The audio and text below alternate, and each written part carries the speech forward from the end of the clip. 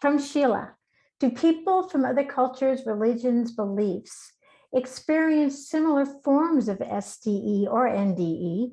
And have there been such experiences reported by children? So two very, very powerful questions. Raymond, do you want to take those on? And then William, of course. Shared death experiences, yes, I know of.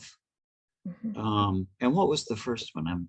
Yeah, well, we had, so it's really, it's a two-part question. One is with the NDE or SDE, what about people from other cultures or religions or beliefs? So we can start with that. Yeah.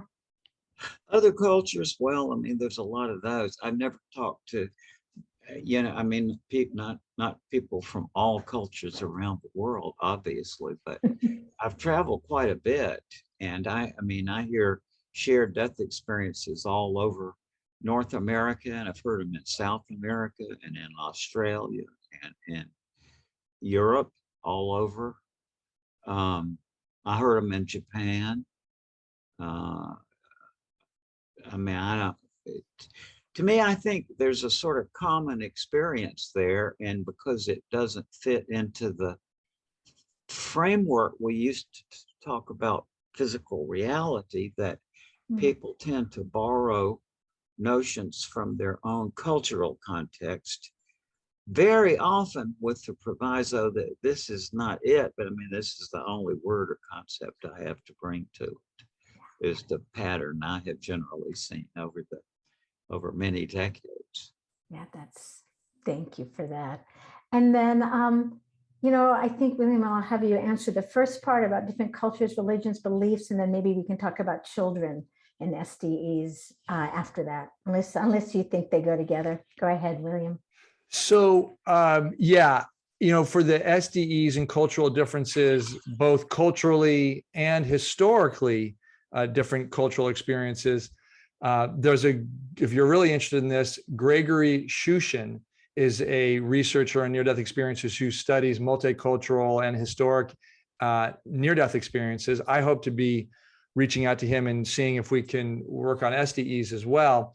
But they are similar in the sense that the features we see are the same and the patterns are the same, but the manifestation of them are often culturally specific. So the angels that appear when they do in these experiences would be more reflective of their own religious spiritual traditions and other cultural manifestations as well. So, and I'm going to go right into the second question you had here, at least if you don't mind, and that is experiences by children. Once again, we don't have by young children, we don't have a lot of SDE experiences by young children. We do, when I say we don't have them, I mean, we don't get them reported to us as children. That's very interesting. What we do have, though, is maybe I want to say a dozen or so cases where people will remember, experiences will remember. I'm thinking of one right now of an individual who remembers having a shared death experience when I believe it was his mother died when he was like 2 years old. And he didn't remember this experience, that SDE, until he had another one when he was helping a good friend of his die. And he realized that he entered into this SDE space, this kind of death vortex again. And when he was in that space as his good friend was dying, he realized, oh my God, I've been here before. And he had the memory of being a 2-year-old come back to him. Spectacular. So now this gets to something else. State-specific memory. So once you're in these spaces, all of a sudden you remember, or these memories come back from other SDEs and NDEs or anything else that happened in this space. So I want to say that. And once again, people who've had these experiences as children, we really want to hear more about those because they're fascinating and we want to understand this more. So if you have them, send them in, same place, info@sharedcrossing.com. Great, thanks. And how about you, Raymond? Did you want to add about children and shared death experiences? I have a medical colleague who was, I guess he heard about shared death. He had known about near-death experiences, but I was mentioning shared death experiences to him. What? And so he was talking about this to his neighbor, who then said, "Oh yeah, when I was a little boy, I saw this gray mist, come up when my grandfather died." These things are so common. See, and as soon as you bring it to out into the public, these things that people generally want to keep personal, they say, "Oh, okay, yeah." I mean, it will for one person to step forward will give others the courage to talk about it, or to bring it to their attention that it was something that can be talked about. Exactly. And that's part of the whole collective process and evolution you were talking about earlier on. With all the accumulated data we have on SDE and NDEs, how much of that information is being actively used by the medical and palliative industry for a patient and their family's benefit? Is this already happening? So a great segue to what we were just talking about. Raymond, you're a little less in the field right now. You're kind of semi-retired, but maybe you have a few comments, and then of course we only want to hear about what you know. This goes down to the individual. Some medical doctors are just brusque and no, there's nothing to this. Other people are open and, and they're interested. I don't think it's so much of a matter of the professional organization as individuals. And I mean, I just hear from physicians all the time who are certainly aware of this and bring it into their thinking about their practice. But thus far and also we need let's give a certain amount of sympathy to the medical community. I mean, I've been through medical school. That is 4 years of wonderful, curiosity satisfying experiences, and a lot of horrifying and terrifying experiences along with it.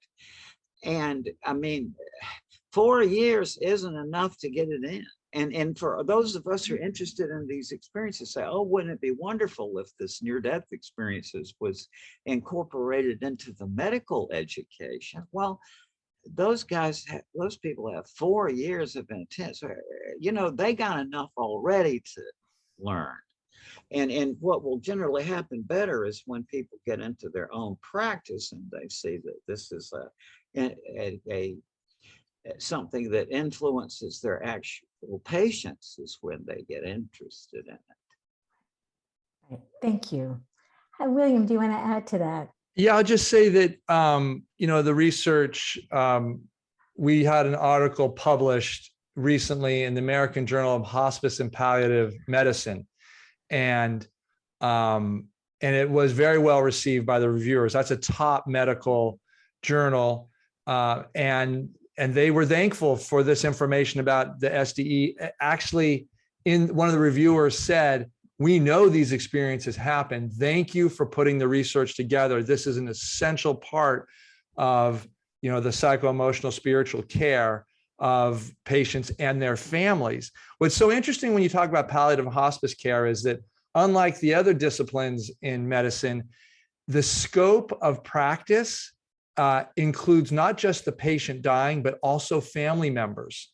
So it's a very different model. So the shared death experience lends itself very well to that. They want to know, what is the experience of caregivers and loved ones when the patient is dying under their care? They often have a medical social worker, a spiritual care, chaplains, and what have you, all part of the hospice palliative care team to make sure that the entire human experience is being honored and that all people in the care team, the loved ones, are supported.